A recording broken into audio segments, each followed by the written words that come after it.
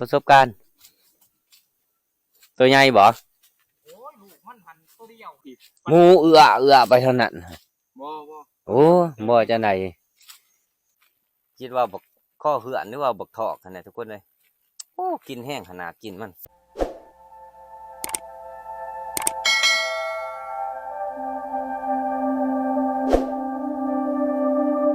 สบายดีทุกคนสบายดีตอนแรกเลยคือมือเอาบ้านลงเก่าทุกคนเลยลงมาประมาณ2 วันนี่แหละคืนเอกมื้อนี้คืนมื้อนี้ก็คือคืน3 คนนะทุกคนก็คือฟ้านม่องเนี่ยก็เป้าเนาะไปนำกันคือตอนแรกเพราะว่าเขาสิไต่ตามไปเลยมื้อนี้รถคันเดียวขี่หลายคนแท้จะคนน่ะ2 4 5คนโอ้หมู่บ้านเขาเจ้านี่ก็คือหมู่บ้านเขาเลยทุกคนหมู่บ้านในผ่านแต่ก่อนตะกี้เนาะกะยามแรงมากกับพากันเด่นแนวนี่แหละทุกคนแลนเด่นกลางบ้านตอนยังหน่อยนะนี่แลนเด่นไรกันแนวนี่แหละโอ้เอาแน่เฮ็ดแล้วบ้านนี่เตะบ้านจะดกเลยเอาตอนนี้ก็กำลังหอดตีนผู้ทุกคนเลยกำลังก้าวขึ้นเนาะโอ้เพื่อสิขึ้นผู้วิทย์ผู้ทุกคนเลยก็ใครเนี่ยแต่ว่าอากาศมันเย็นนั่นแหละเนาะโอ้แต่ว่าเข้าไปเหมือนนี่ก็ค่ำเติบเอาเมื่อยขนาดทุกคนเลยขนาดลมเลยก็อากาศเย็นๆนะเพื่อกันยังออกเลยเนาะใกล้ชีวิตเลยแหละทุกคนกำลังหอดทำแอร์นะตอนนี้ก็หอดล้างผู้เป็นทีเรียบร้อยทุกคนเลยยังทีมงานห้องพานมองกับเบาๆนะเป็นวัฒนธรรมเอาก็สิพักผ่อนก่อนสัก10 นาทีเขาจังสิเริ่มทางต่อทุกคนไปวันนี้ทุกคนหลังจากเขานั่งเฮิงเติบเลยเนาะนั่งเล่นโทรศัพท์ก็เกือบชั่วโมงนึงคนไหนทุกคนเลยว่าสินั่ง10 นาทีนะเดินทางต่อ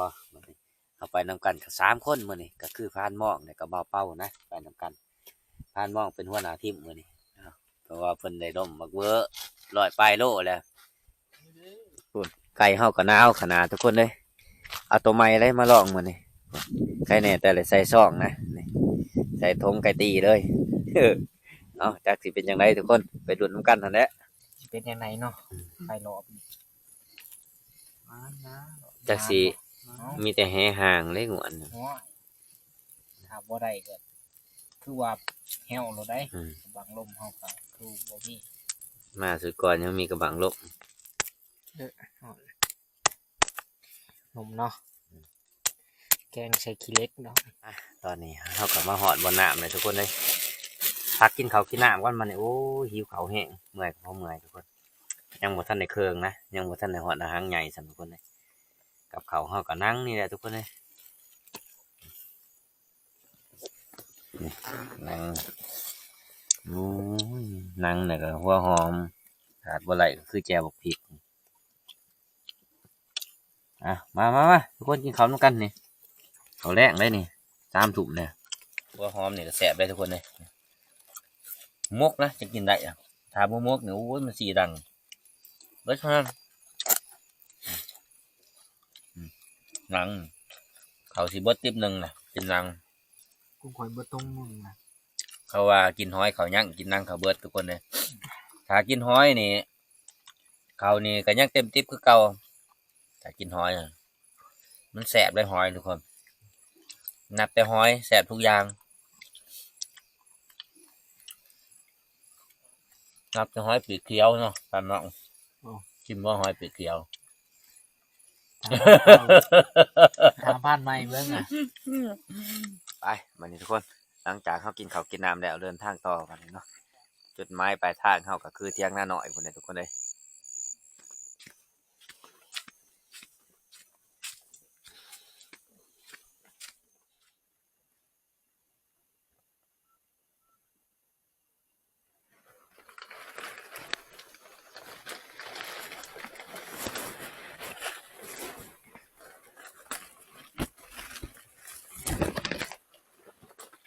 ทุกคนเลยหมูประมาณ10 กว่าโตนี่แหละไม่ต้องมันนั่งนายเขารัดกับผ่านหม้องเนี่ยก็เป่าๆนะมันออกมาทางในผ่านสำทุกคน ในผ่านมาลักทางหนามันนะอุ๊ยมันออกไปทางใหญ่หมดทุกคนเลยโอ้นายเลยแต่สิได้ทุกคนเอ้ยโอ้ยางหยุดแต่เนื้องห้ามดูเห็น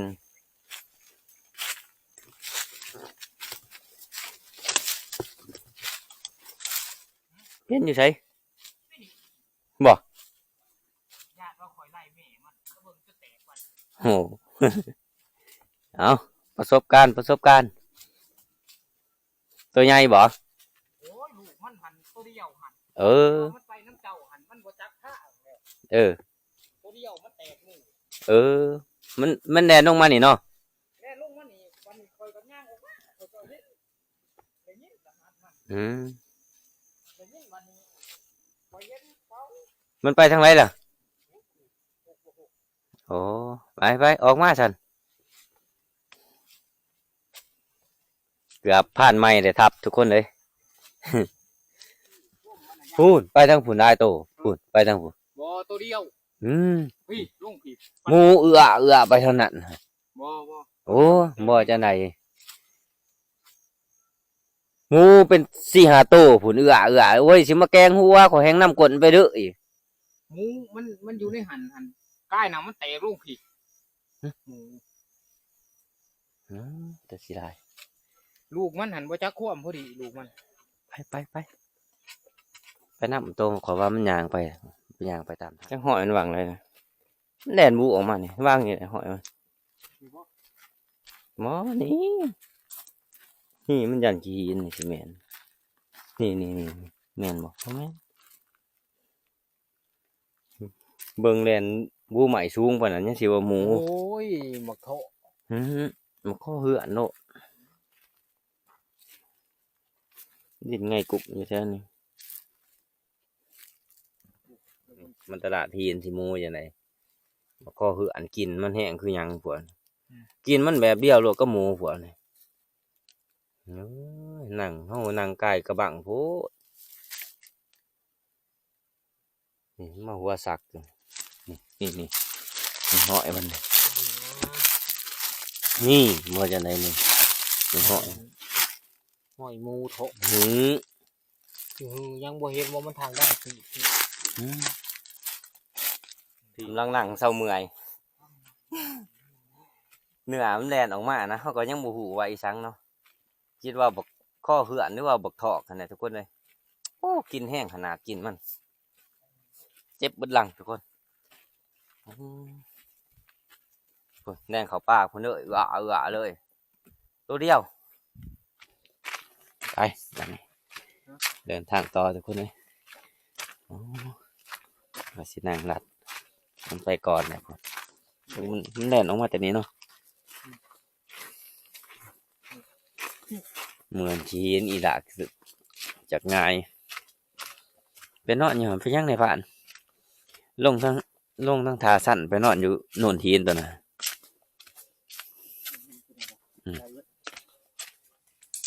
ยางมาหอดเที่ยงสำหรับทุกคนเลยพักพรนี่แหละอยู่ห้องพักน้ำนี่นะโอ้มื้ออื่นเสาร์จังสีเดินทางต่อนะเมื่อยแห้งโหดเนาะก็เฮ้ยรอดทุกคนเลยนะมื้ออื่นเสาร์เจอกันใหม่ทุกคนกำลังแจกทุกคนเลยตอนนี้ก็6 โมงแล้วเนาะ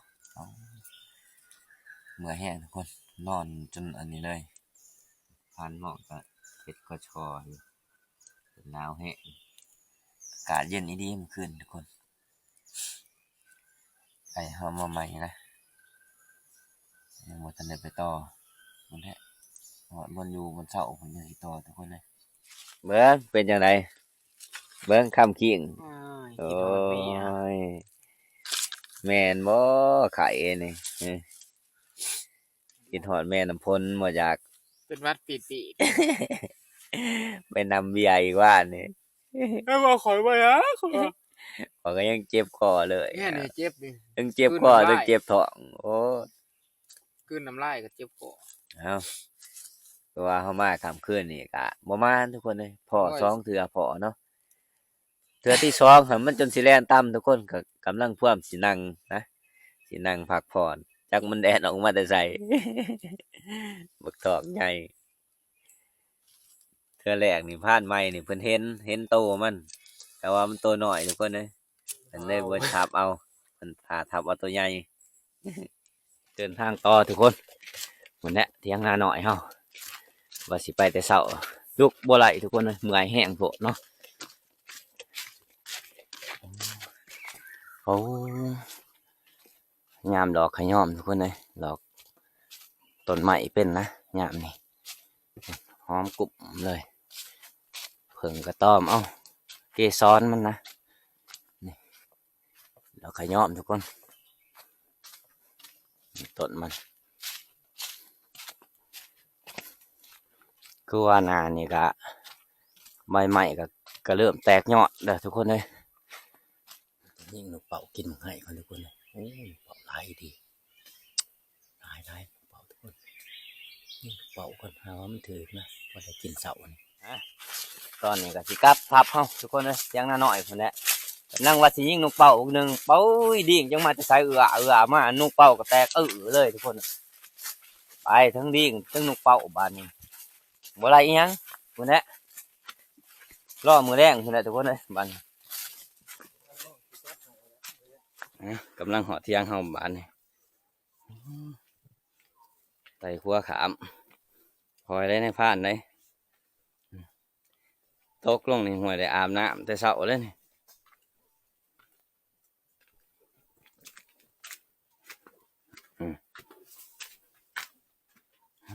กำลังหอเทียงทุกคนเลยเทียงเฮาก็ยังคือเก่านะมาหอนี่เอาหม้องปลาซิอ่าวลงกลางก่อนทุกคนเลยพอได้แนวกินแดกนะคือตอนเช้าเฮาก็มาเฮาเนี่ยเรียกว่ามีเฮาเนี่ยทุกคนเนาะไฟกำลังติดมากินแนวพวกนี้จังสิว่ากันไหมนี่แหละไก่นี่ใส่ไก่นี่ปลาซิอ่าวมันลอยเป็นหมูอยู่หาว่าถือทุกคนเลย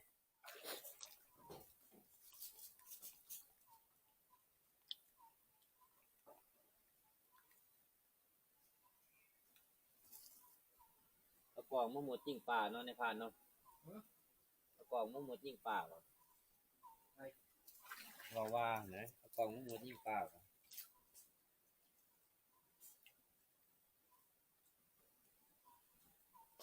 ต้นน้ำโบราณอย่างที่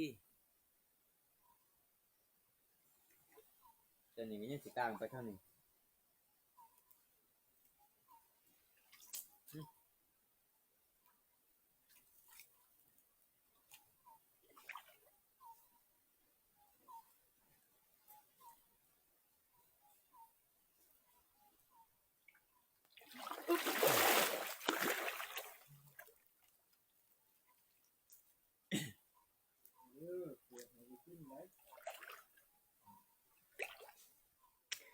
ทีมงานเฮาแต่ละคนมาหอดกับบริยูซื้อได้ทุกคน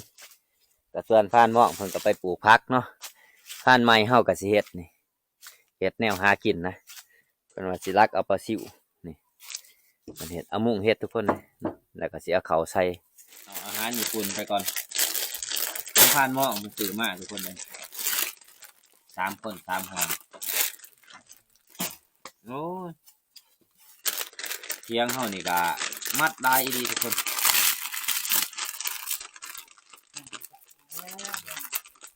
ต้มน้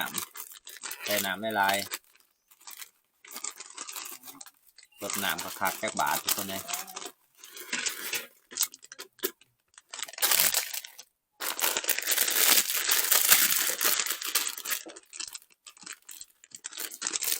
เจ็บคอไปกินเบียร์ว่านกินเบียร์อยู่บ้านหน่อยว่านเพิ่นเป็นบุญขอจี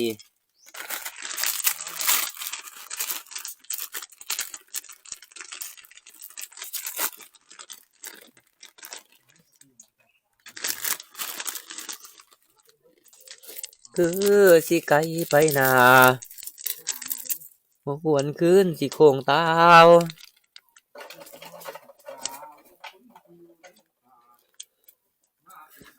คือลังกันกับผู้สาวคนอ้ายหักละแม่นเจ้าผู้สาวเจ้าเอาหัวป่า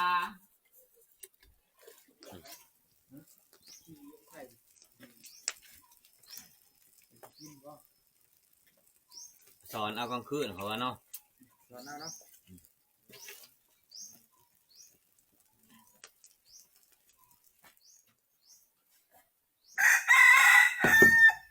ใช่ป่ะนี่บ่ ก้อนไก่ฟ้าก้อนเจลเนี่ยมือแรกยันว่าได้มาเพื่อได้มาเพื่อคือโลกอะไร สิหมูนี่คืออันนี้ก็สิได้ยิงหมูแล้วก็จะเฮ็ดคือหมูกึคือบางนึงแล้วก็กำลังสิยิงหนูปะ คอยหันยาใกล้เจ้าหันมาถาจับตายบางหลอกบางยาหันคอยว่าสีให้เจ้าเฮ็ดชุกเล็ก เฮ็ดบ่เป็นสุดเลย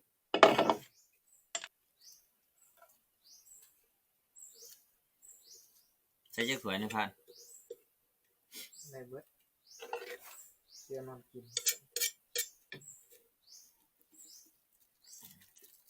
หมุมแนวแดนบ่เป็นแนวแดนเป็นบ่ไหลมันใส่2ถ้วยโดด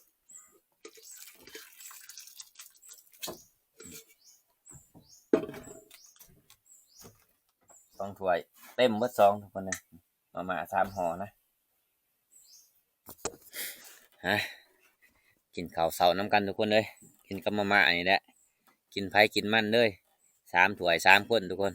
สำบายคักมาทุกคนกินข้าวเช้าน้ำกันนะเดี๋ยวปรุงล็อกกินมาไปก่อนทราบเลยเนื้อ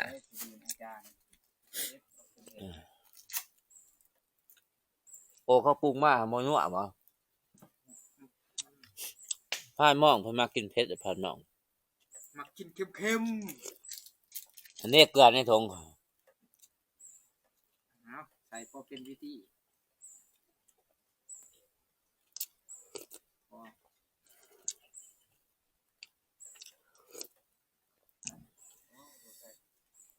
มันต้อง ดีกว่ากินสันผ่าท่าเกลืออยู่แล้ว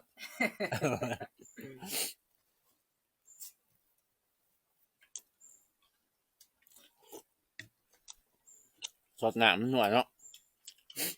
หนามมันขักเนาะเพราะว่าเฮ็ดใหม่ตีสี่เหลี่ยมเนี่ยก็เฮ็ดเป็นคือจันทร์มันเขาบ้านนี้ลงเบิ่งมองเขาก่อนทุกคนเลยตอนนี้ก็เวลาบ่าย2เลยเขาก็หากะเกียมไปหานั่งต้นดอกไม้นะ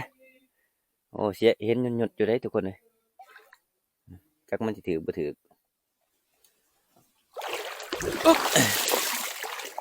นี่เบิ่งถือเลยทุกคนปลานี่ปลาซิอะโอ้ทุกคนเลยถือทันบ่ยุ่นทองย่างไงเนี่ยนะสิปลดเอาปลาน่ะเอาตีลังกามาโอ้เฮ็ดย่างเทเลยเพิ่นเฮ็ดผ่านหม้องปลาซิอะโอ้ขอใส่ว่าหันโอ้ถือลายเลย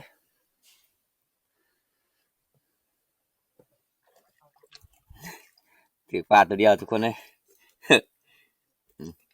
เอาพอเลยเหยาะเขาลงของทีมงานเขากะ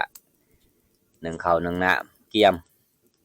สิไปรัดแรกนะหรือว่าสิไปนั่งต้นดอกไม้เนี่ยทุกคนเลย1เขาแล้วเขาก็ยังบ่ทันรู้ว่าเขาสิอะไรยังกินเนาะก็คือสิบ่หมุ่มอาหารญี่ปุ่นคือเก่าเนี่ยทุกคนคลิปวิดีโอนี่ก็มือยังได้ทุกคนในภาคสิปิดไว้เพียงเท่านี้เนาะรอติดตามคลิปวิดีโอนะก่อนอื่นก็ขอบใจคนที่เขามาชมในภาคตั้งแต่ต้นจนจบเนาะขอบใจหลายๆทุกคน